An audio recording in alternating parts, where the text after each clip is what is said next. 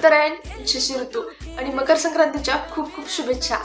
भारतामध्ये साजरा केल्या जाणाऱ्या प्रत्येक सणाचं शास्त्रीय, खगोलीय तसेच सांस्कृतिक महत्त्व आहे। तसेच प्रत्येक सणाचं आयुर्वेदिक महत्त्व सुद्धा आहे। तर आज आपण जाणून घेऊयात मकर संक्रांतीचं आयुर्वेदामध्ये काय महत्त्व आहे। मकर संक्रांतीच्या दिवशी सूर्य हा मकर राशीमध्ये प्रवेश करतो, म्हणजेच या दिवसापासून उत्तरायणाची सुरुवात होते। हेमंत ऋतूचा शेवट होतो आणि शिशिर ऋतूची सुरुवात होते। त्यावेळी जठराग्नी उत्तम असतो, तसेच बल अधिक असते। या दिवशी सूर्याची पूजा केली जाते। सूर्य हा संपूर्ण सृष्टीचा स्वामी समजला जातो। ऋतूमधील थंडीमुळे आणि वाऱ्याच्या वृक्षतेमुळे वात वाढलेला असतो। त्याचे शमन करण्यासाठी उष्ण आणि स्निग्ध आहाराची गरज असते। त्यामुळे तीळ आणि गूळ उपयुक्त ठरते। तीळ आणि गूळ सोबत सेवन करण्याचे खूप फायदे आहेत। त्यामुळे आपल्या शरीराचे टेम्परेचर स्टेबल राहते, रोगप्रतिकारक क्षमता वाढते।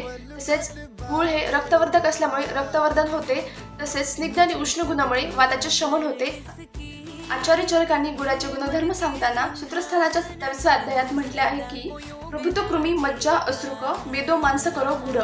यामध्ये आचार्य चरकांनी गुळाचे गुणधर्म अशा प्रकारे सांगितले आहेत की गुळ हा कृमी मज्जा रक्तवर्धन करतो, मेदवर्धन करतो व मांसवृद्धिकर करतो। तसेच आचार्य वाग्भट्टांनी गुळाला वृद्ध आणि पथ्यकर मानले आहे।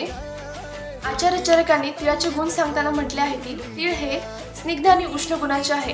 त्याचा रस मधुर, कषाय आणि तिक्त असतो। तसेच त्याचा विपाक हा कटू असतो आणि वीर्य उष्ण असते। त्यामुळे ते वातशमन करण्यासाठी उपयुक्त ठरते। तीळ हे त्वचा आणि केसांसाठी हितकर आहे, बलवर्धक आहे आणि वातनाशक आहे।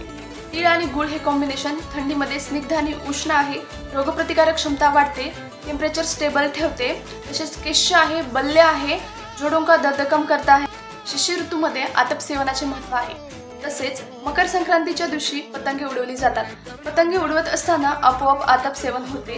तसेच मन प्रसन्न राहते, त्यामुळे सत्वगुणाची वृद्धी होते। तसेच तीळ आणि गूळ सोबत खाताना स्वादिष्ट लागतात, तसेच मन प्रसन्न होते। त्यामुळे या मकर संक्रांतीला तीळ गुळ खा आणि गोड गोड बोला। आणि तुम्हा सर्वांना मकर संक्रांतीच्या खूप खूप शुभेच्छा। लवकरच भेटू नेक्स्ट व्हिडिओमध्ये। तोपर्यंत आयुर्वेद स्वीकारा आणि निरोगी राहा। बाय।